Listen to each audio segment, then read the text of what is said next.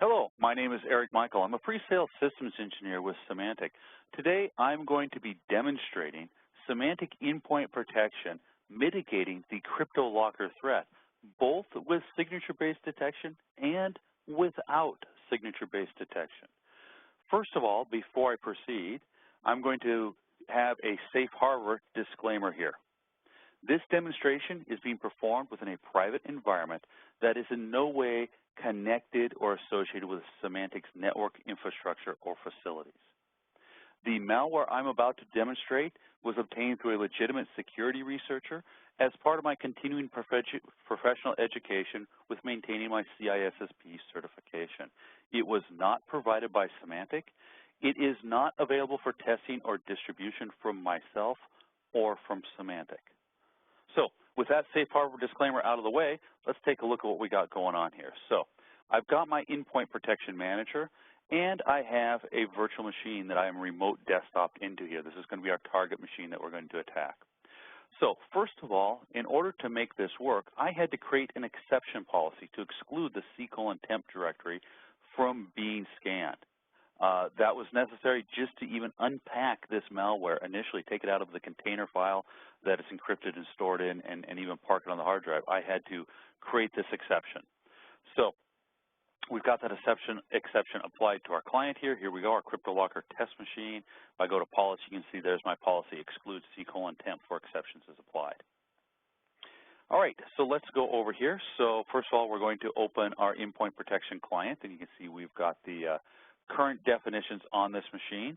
Let's go ahead and open our task manager here. We'll show all processes, resize this around on our screen here just a little bit so we can watch what goes on when we run this malware here. Okay, sort that by name. And let's go over here to our directory. So first of all, let's go into our temp folder, our live malware, and let's go ahead and unpack this. And yes, please use evaluation version and extract. And I'm going to put that in C:\temp, my folder that has an exclusion on it. Extract. And we'll type our password in there. And there we go. So now here is our malware sitting here. Notice the funny name on this, VCFF and so forth. Okay. And we'll watch and see if we can get that popping up over here in our task manager. So we go ahead and run that. Okay, and we saw it briefly pop up right here. And we should see it go away here momentarily. There we go, went away. And as expected, endpoint protection picked that up. Now if I take a look at this, take a look at the details on this. A couple things to point out. First of all, I tried changing its name. Let me see if I can display that a bit here. And you notice it tried moving directories around as well. Okay, so again, it left the one that's in that temp directory untouched because I do have an exclusion on that. But you see it tried writing itself to a different directory and it tried renaming itself as well. Okay, but it was our auto protect, the real-time auto protect, the antivirus signatures that picked that up. So now let's go into our endpoint protection. We'll close that. Let me go in here and I'm going to change my settings. I'm going to virus and spyware protection, configure settings, and I'm going to turn off the auto protect. This does several things. First of all, turning off the auto protect also disables the reputation checking of Insight. So I've got two major components of the security turned off here.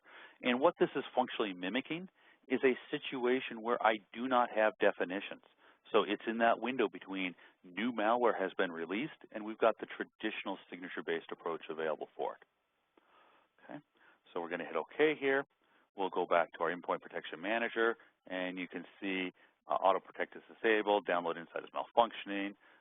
Let's see, we did get another alert here. Okay, yep, so to finalize this action, you saw a moment ago it said pending, and you can see the action now has gone ahead and deleted that out of here. So I'm going to go ahead and close that.